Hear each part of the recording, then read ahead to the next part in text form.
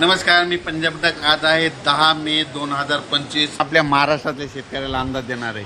महाराष्ट्रातल्या शेतकऱ्याला सांगू इच्छितो की राज्यामध्ये ज्यांचे हळद असेल, कांदा असेल, तुम्ही काय करा की 11 तारखेपर्यंत काढून झाकून ठेवा. कारण की राज्यामध्ये 12 तारखेपासून जवळपास 12पासून 20पर्यंत राज्यात भाग बदलत पावसाळ्यासारखा पाऊस पडणार आहे, म्हणून हा अंदाज लक्षात येतात. पण राज्यातल्या सर्व शेतकऱ्याला सांगू इच्छितो की मध्ये हा पाऊस मान्सूनपूर्व असणार आहे, म्हणून हे लक्षात येतं.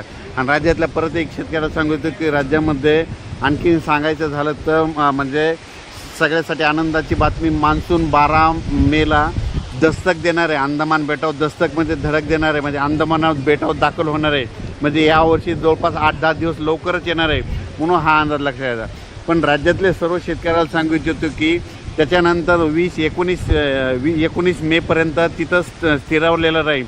परंतु स्थिरावलेलं राहत असताना तुम्हाला सांगू इच्छितो की त्याच्यानंतर 21 मेपासून परत राज्यात मान्सून परत सक्रिय होणार आहे, म्हणून हे लक्षात घ्यायचं. म्हणजे 21 मेपासून अंदमान बेटावर परत मान्सून सक्रिय होईल.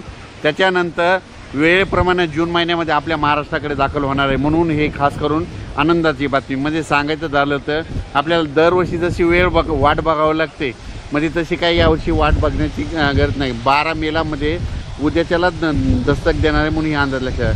पण राज्यामध्ये मात्र 11 मेपासून ते 20 मेपर्यंत दररोज भाग बदलत पावसाळ्यासारखा पाऊस पडणार आहे, म्हणून हा अंदाज लक्षात घ्यायचा. ज्यांची हळद असेल, ज्यांचा कांदा असेल, तुम्ही काय करायचा, काढून झाकण्याची तयारी ठेवा. आणि ज्यांच्या ऊसावाल्या शेतकऱ्यासाठी खूप आनंदाची बातमी, कारण की राज्यामध्ये काय झालं की यावर्षी ऊसासाठी पाणी कमी पडत आहे, म्हणून सर्व शेतकऱ्याला आनंदाची बातमी की ऊसाला तुमचे 2 पाणी वाचतील असा पाऊस पडणार आहे. ऊसाच्या सऱ्यामध्ये पाणी साचेल असा पाऊस पडणार आहे, म्हणून हा अंदाज लक्षात येतात.